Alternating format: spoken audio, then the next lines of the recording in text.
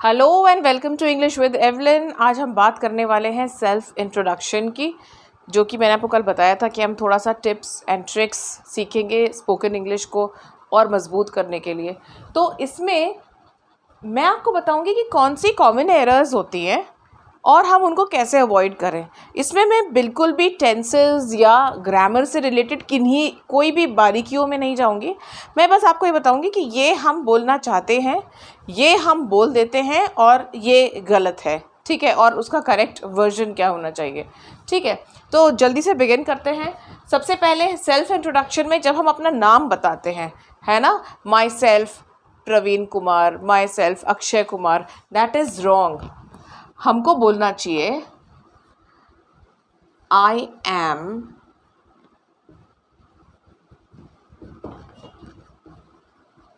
और my name is. Either I am और my name is. यहाँ पे लिख देती हूँ मैं छोटा सा।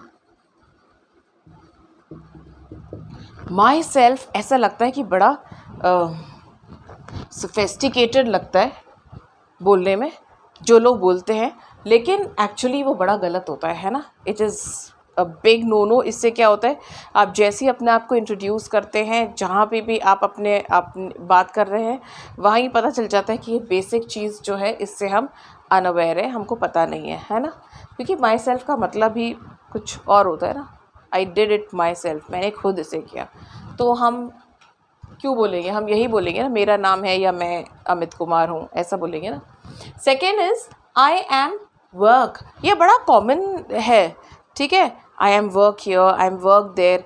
क्योंकि आई एम का मतलब जो हिंदी में समझते हैं मैं हूँ, ठीक है। तो इससे ऐसा बन जाता है मैं यहाँ काम करता हूँ, तो आई एम को ऐसे समझ के बात करते हैं। अब क्या होता है, आई एम वर्क नहीं बोलते हैं, या तो हम बोलते हैं आई वर्क अगर हम किसी काम के बारे में बात कर रहे हैं तो, ठीक है। तो हम बोलेंगे आई वर्क हियर, या हम बोलेंगे आई एम वर्किंग भी नहीं बोलेंगे। लेकिन आई एम वर्किंग किस कंडीशन में सही होगा, अगर हम बोलेंगे करंटली या दीज डेज,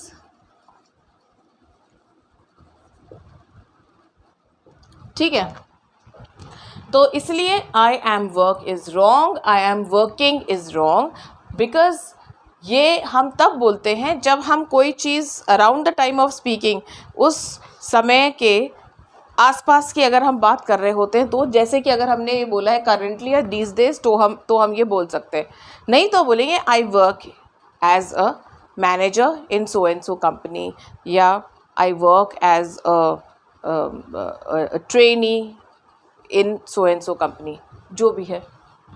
देन ये भी एक आई यूज टू, ये बोलते हैं जो मुझे पसंद है उसके लिए, क्योंकि लोगों को कहीं ना कहीं ऐसा लगता है कि यूज टू उस चीज़ के लिए बोलते हैं जो अभी हो रही है ना। तो आई यूज टू लाइक दिस, ऐसे नहीं। यूज टू मतलब तो ये हो गया पास्ट की बात कर रहे हैं हम, भूतकाल के, है ना। I used to work in so and so company, अगर हमको ऐसा बोलना हो तो, है ना। I used to work in Honda but now I am working in Bajaj, ऐसे। लेकिन आई यूज टू अभी जो काम कर रहे हैं उसके लिए कभी भी यूज़ नहीं करते हैं, लेकिन मैंने बहुत कॉमनली लोगों को सुना है ऐसे बोलते हुए यूज टू पास्ट के लिए। अब यहाँ मैं आपका अटेंशन ड्रॉ करना चाहती हूँ। My both projects were adjudged first, या my both projects were like this, ये गलत होता है। माई बोथ प्रोजेक्ट्स नहीं बोलते हैं, बड़ी क्रूड इंग्लिश है ये। हम बोलते हैं बोथ माई प्रोजेक्ट्स, या बोथ माई प्रोफाइल्स, जिस भी बारे में हम बात कर रहे हैं, बोथ माई, है ना। ये बहुत कॉमन एरर है। फिर आते हैं मैं बहुत शॉर्ट इंट्रोडक्शन बता रही हूँ, बहुत जो बेसिक चीज़ें बताते हैं ना। फर्स्ट 30 सेकेंड्स जिसको हम कहते हैं ना एलिवेटर स्पीच, उसके पॉइंट्स बता रही हूँ मैं। फिर हॉबीज़ के बारे में। अब हॉबीज़ में ना ये बहुत कॉमनली यूज्ड वर्ब्स होते हैं, वर्ब्स नहीं बोलना है, ये शब्द यूज़ करते हैं हम, जैसे सीइंग मूवीज़।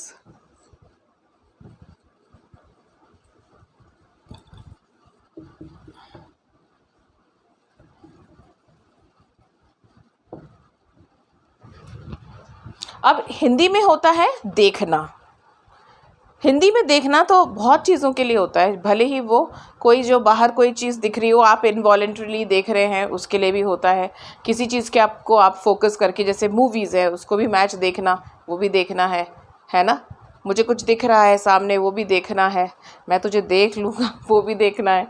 तो हिंदी में तो बहुत सारे चीज़ों के लिए हम देखना क्रिया का यूज़ करते हैं, लेकिन इंग्लिश में अगर हम मूवीज़ की बात कर रहे हैं तो हम उसको वॉचिंग बोलेंगे, और सीइंग तो वैसे भी गलत है। मतलब जो सेंसेस होते हैं ना, उनको हम बहुत सिलेक्टिवली यूज़ करते हैं कंटिन्यूअस टेंस में, ठीक है। तो ये गलत है, ये सही है। आई लाइक वॉचिंग मूवीज़, या my hobbies are watching movies. Hearing नहीं बोलते हैं म्यूज़िक सुनने के लिए, हियरिंग बोलते हैं हम बायोलॉजिकल प्रोसेस जो हियरिंग होती है ना, जैसे मुझे कुछ बाहर सुनाई दे रहा है ना, I can hear some noises और I can hear some voices, तो वो क्या हुआ, वो हियरिंग हुआ। हियरिंग कैसी प्रोसेस है ना, ये पैसिव है, आप चाहो या नहीं चाहो आपके आवाज़ में कान में आवाज़ आपके आ जाती है, वो हियरिंग है। और लिसनिंग होता है जब आप एक्टिवली कोई चीज़ को ध्यान से सुन रहे हो। First you hear voices and then you listen to hear कि कहीं ऐसा तो नहीं है कि बाहर मम्मी किसी से बात कर रही है या पड़ोस में क्या बात हो रही है ना, वो होता है लिसनिंग। तो जब हम म्यूज़िक सुनते हैं तब हम लिसन कर रहे होते हैं, हम हियर नहीं कर रहे होते हैं, ये गलत है। अच्छा, जब हम लिसनिंग भी कर रहे होते हैं तो हम लिसनिंग म्यूज़िक बड़ा रेगुलरली सुनने में आता है, यहाँ तक कि ट्रेनर्स भी ऐसे बोल के बताते हैं listening music. You always listen to music, you listen to jokes, you listen to short stories, you listen to a podcast. इन सब के लिए हम यूज़ करते हैं listening to, not listening alone. Okay, so this is a brief introduction, and I hope that from now on you will be able to introduce yourself correctly, in correct English, and also impressively. And in the meantime, keep on like, share and subscribe. Thank you.